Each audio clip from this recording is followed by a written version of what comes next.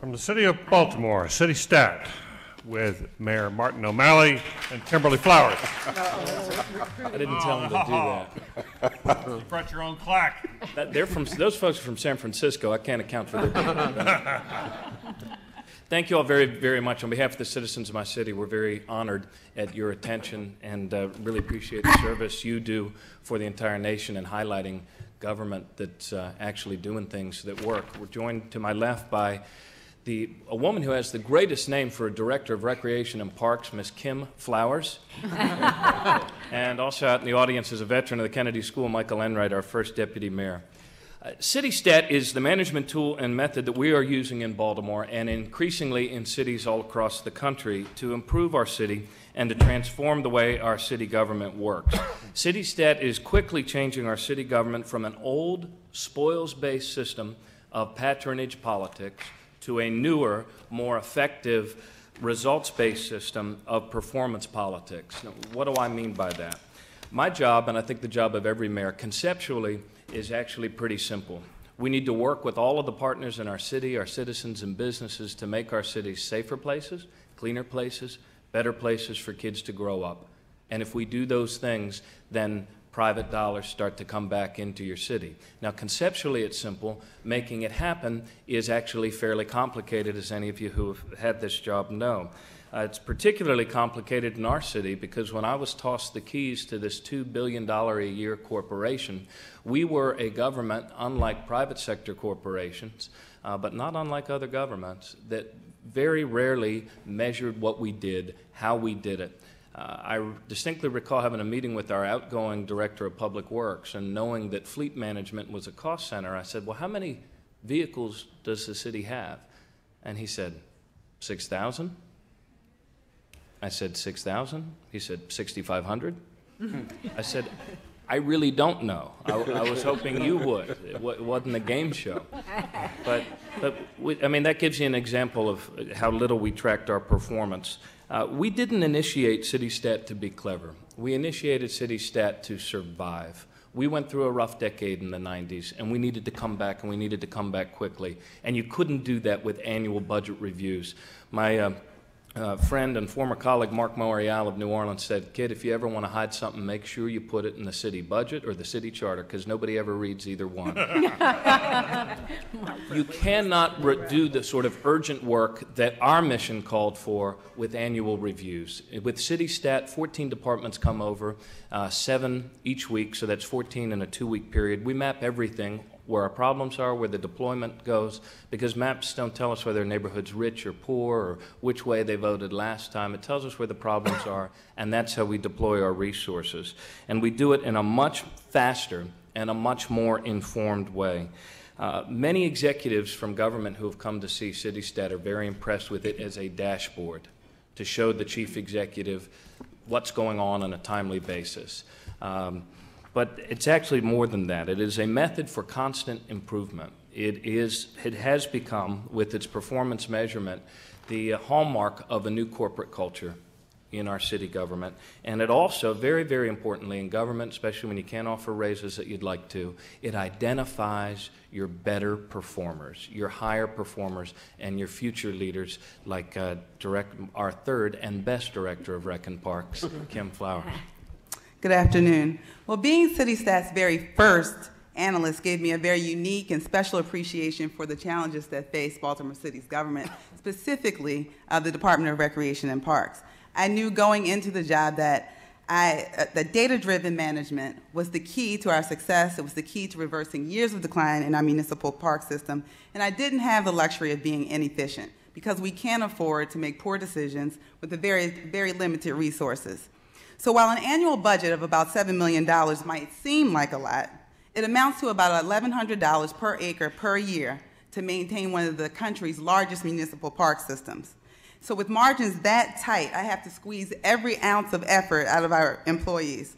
Daily activity standards for park cleaning, mowing, equipment repair, graffiti removal, ball field prep are an absolute necessity. My staff knows exactly what they need to do each and every day to make Baltimore's park system the system that the citizens of Baltimore expect and deserve. And one of the first things I learned was that many of the managers did not really possess the basic skills needed to effectively manage, like running an aging report for many of our service requests. It wasn't that they were incapable, it was just they were not trained, they were not expected to be data-driven managers. They were operating based on feel as opposed to fact. So expectations are communicated daily, results are measured constantly, and supervisors are being questioned daily about the number of acres of grass that their crews mow or the graffiti that they've left to linger more than 24 hours on a park building or a rec center. And while these inquiries of supervisors may be new, the results are also new, which is cleaner, safer, more inviting parks for the citizens of Baltimore. Nice wind-up. Thank you.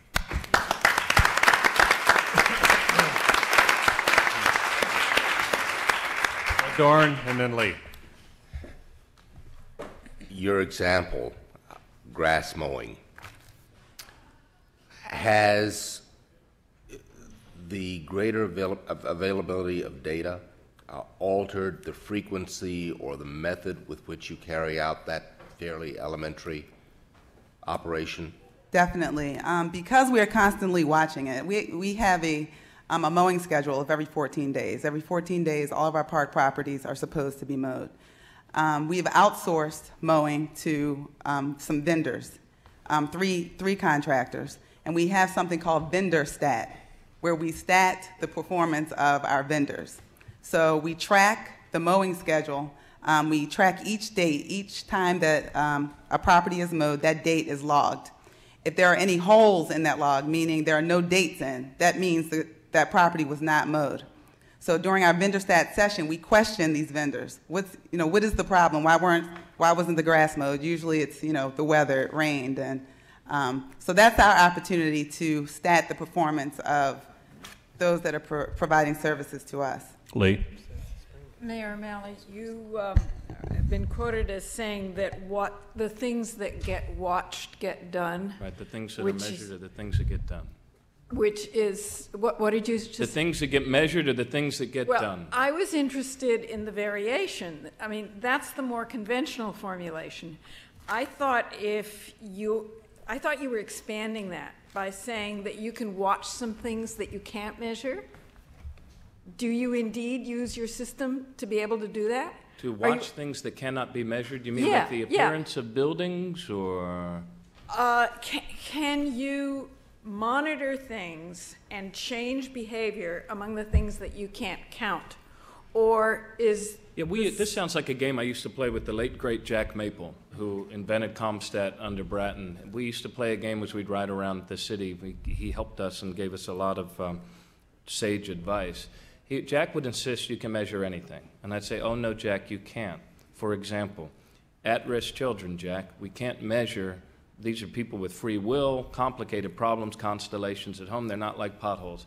He said, where did they live? How many of them are on probation? Where are the children struck by gunfire or victims of violent crime? Where are your rec centers in relation to them? And what hours are they open compared to where the children are struck by gunfire? Where's your DSS people? Do you have an intake person up with the police department in each of the districts? And he'd go through all of these sort of measurable things. Did he convert you? Largely, yes, he has. Yeah, I think to the extent that we believe that there are things in government that can't be measured, it's because we didn't try. Now, I would submit to you that if you don't have a civic spirit in your people and a belief that they have in one another to affect change, you're not going to get the results. And that's a spiritual and important element, too. But in terms of the operations of government, I do think most everything can be measured. Maria and then David. How do you ensure that how did you make the meetings, the CitiStat meetings, not become got-you sessions, and which problems then become either not presented for fear of criticism, or people taking what you were trying to do superficially as sort of flavor of the month? There's a couple of ways around it. Initially, there's always that apprehension when anyone gets in front of a podium, like now. But you get through that, and what the better department heads, the better leaders came to appreciate was their ability to talk to the head of HR or the labor or the solicitor or your IT person and untangle those broad rules that are being made above them that impact them operationally. For those that weren't able to get it, they're no longer with us, and they're replaced by leaders. They're replaced by leaders like Kim Flowers, and we have made some changes, but it's that issue, we call that issue department orientation or disorientation. Eventually they start to get it and they understand, but initially there is sort of a hunkering down. You hear the common things like, if I weren't so busy collecting statistics for you people, I'd be able to do my job. David? You've got 5 goals for the city, overarching goals, which are long-term outcomes. But outside of the police department and crime, your city staff is mostly measuring outputs. Are you thinking of adding sort of intermediate outcomes to measure so that you can begin to drive all of these departments to start rethinking or thinking about the question of, are we doing the right things to achieve these 5 goals? Yeah, I think we do. I believe that we do that. The nice thing about the job of a mayor is that everybody knows whether you're succeeding or not. I mean, people can see the cleanliness. They know whether it's safer or not. We have $2 billion in new construction that happened when we had none of that in the 90s. Average sale price of our home's gone from $69,000 to $123,000. So we have a lot. That sort of stuff becomes self-evident. But it's the outcomes we're worried about. One of the things that people falsely take away from this sometimes is the notion that we're counting beans and how much we have to input. The goal is to attract the investment, to make it a place where opportunity expands. We have other sorts of stats like that track development projects on the west side and the east side that are a little more outcome oriented, but really the outcome is to make our city a better place where opportunity expands. Susan? I have a specific question for Kim, because I have an experience in doing something similar, but not on the scale that you're talking about. When you get a phone call in the Park and Rec Department, in the Park Department, do you clock the phone call, or do you clock what the phone call is and then what the result of the phone call is? I mean, how... In terms of a constituent complaint? Yeah, I mean, yes. The process versus really result. We've actually adopted the 311 system that has been, Right. Yeah, I saw that. and every call that comes in, we have a CitiStat administrator.